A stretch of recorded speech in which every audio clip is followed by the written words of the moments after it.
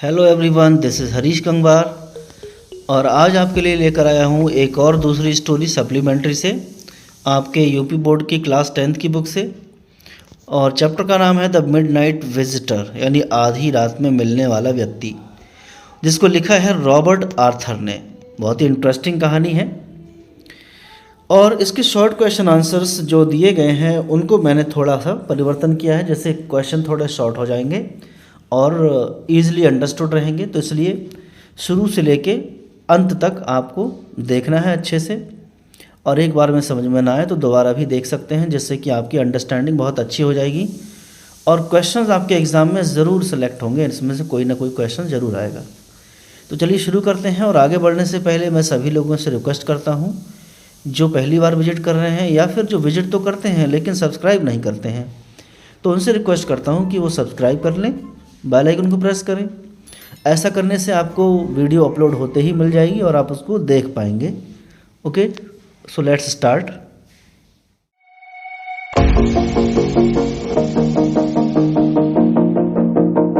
The first question is, how is ऑसिबल different from other secret agents? ऑसिबल बाकी सभी गुप्त agent से अलग कैसे है? आंसर है, ऑसिबल did not fit the description of a typical secret agent. ऑसिबल बाकी सभी दूसरे सीक्रेट एजेंट्स की परिभाषा में, उनके विवरण में बिल्कुल भी फिट नहीं बैठता है। ही वॉज वेरी फैट, वो बहुत मोटा था। He used ordinary telephones to make calls, और वह कॉल करने के लिए साधारण फ़ोन का इस्तेमाल करता था। ही lived in a mediocre French hotel, और वह एक मामूली फ्रेंच होटल में रहता था। This way he did not fit the description of any secret agent. इस प्रकार से हम कह सकते हैं कि वो किसी भी सीक्रेट एजेंट के कैटेगरी में नहीं आता था। Question number 2, describe Max as a secret agent. एक दूसरा एजेंट जिसका नाम है मैक्स, उसको हम डिस्क्राइब करेंगे, वो कैसा है। Max was a secret agent, a rival and enemy of ऑसिबल। Max एक सीक्रेट एजेंट था और ऑसिबल का प्रतिद्वंदी और उसका दुश्मन था, यानी उसका विरोधी था। He was slender and little less than tall. वह एक दुबला पतला व्यक्ति था और काफ़ी लंबा नहीं था, बल्कि लंबे से थोड़ा छोटा था। He appeared crafty and had pointed countenance of a fox. वो बहुत चतुर दिखाई देता था और उसका चेहरा भी थोड़ा बहुत लोमड़ी से मिलता जुलता था। There was nothing especially menacing about him except his pistol.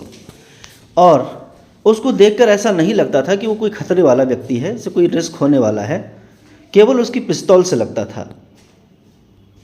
Question number 3, state one likely reason the writer of the midnight visitor choose to characterise Ausable as short and fat. यानी एक कारण हमें बताना है कि मिडनाइट विजिटर के लेखक ने ऑसिबल को शॉर्ट एंड फैट कैरेक्टर के रूप में क्यों चुना है। उसने अपने ऑसिबल नाम के कैरेक्टर को दुबला पतला एक्टिव व्यक्ति क्यों नहीं बनाया है? तो इसका कारण इस आंसर में दिया जाएगा। The writer of the midnight visitor characterised Ausable as short and fat because he wanted to draw the attention of the readers towards Ausible's wits and mental ability to handle any grave situation। यानी midnight visitor के लेखक ने ऑसिबल को छोटा और मोटा इसलिए दर्शाया है क्योंकि वह पढ़ने वालों की यानी पाठकों के ध्यान को ऑसिबल की बुद्धि, उसकी मानसिक क्षमता पर लगाना चाहता था कि वह अपनी बुद्धि और मानसिक क्षमता से किसी भी गंभीर हालात से कैसे बच सकता है। It seems that he wanted to give a strong message that the brain is stronger than muscle power. और शायद वो ये संदेश देना चाहता है कि व्यक्ति का बहुत ज़्यादा स्ट्रॉन्ग होना या एक्टिव होना ज़रूरी नहीं है, बल्कि उसकी जो बुद्धि है वो ज़्यादा काम कर सकती है। Question 4, Why did Max enter Ausible's room?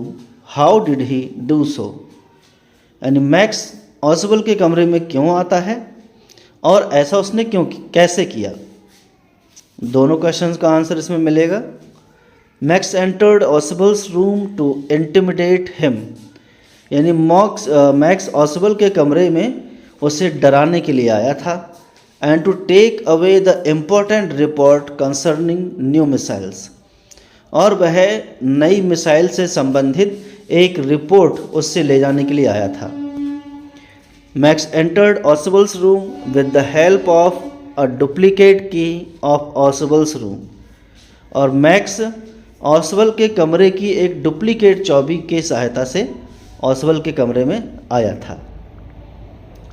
Now question 5, what happen to Max when he jumped from the window, यानी मैक्स जब खिड़की से नीचे कूदा तो क्या हुआ उसके साथ। ऑसिबल made max believe that the police was knocking at the door, ऑसिबल ने मैक्स को ये विश्वास दिलाया कि जो दरवाज़ा खटखटाया जा रहा था वो एक पुलिस के द्वारा खटखटाया जा रहा था। He had also told him that there was a balcony below the window, उसने उसको ये भी बताया, यानी ये विश्वास दिलाया कि उसके खिड़की के नीचे एक बालकनी है। So Max jumped from the window without examining, यानी बिना देखे भाले उनने क्या किया, मैक्स ने छलांग लगा दी खिड़की से कि नीचे बालकनी होगी, इस पे गिर जाऊंगा। He cried loudly and fell down to the ground from the 6th floor, लेकिन कोई बालकनी वहाँ पे नहीं थी। वो जब खिड़की से कूदा तो बालकनी पर नहीं बल्कि सीधा 6th फ्लोर से नीचे ज़मीन पर आ गिरा और मर गया। Question 6, how did Ausable show his presence of mind to get rid of the intruder, यानी ऑसिबल अपने प्रेजेंस ऑफ माइंड को उस घुसपैठिए से बचने के लिए कैसे यूज करता है। ऑसिबल was an intelligent spy who handled max cleverly, तो ऑसिबल एक चालाक जासूस था जिसने मैक्स को बहुत चतुराई से हैंडल किया। He made max believe that he was scared on seeing him, उसने मैक्स को यह भी यकीन दिलाया कि वो उसे देखकर डर गया था। He fabricated a story of a balcony under his window, और उसने अपने कमरे की खिड़की के नीचे बालकनी होने की भी झूठी कहानी बनाई। When a waiter knocked at the door, he convinced Max that it was police, और जब वेटर ने दरवाज़ा खटखटाया तो उसने यकीन दिलाया कि ये पुलिस वाले थे। Max got scared and jumped into the non-existent balcony to death, तो मैक्स डर गया पुलिस के नाम से, इसलिए वह खिड़की से कूद गया बालकनी समझकर, जो बालकनी नॉन एग्जिस्टेंट थी, यानी थी ही नहीं, और वह मर जाता है। दस ऑसिबल outsmarted max by his presence of mind, इस प्रकार से अपनी बुद्धि से ऑसिबल मैक्स को हरा देता है। Thanks for watching this video, have a wonderful time.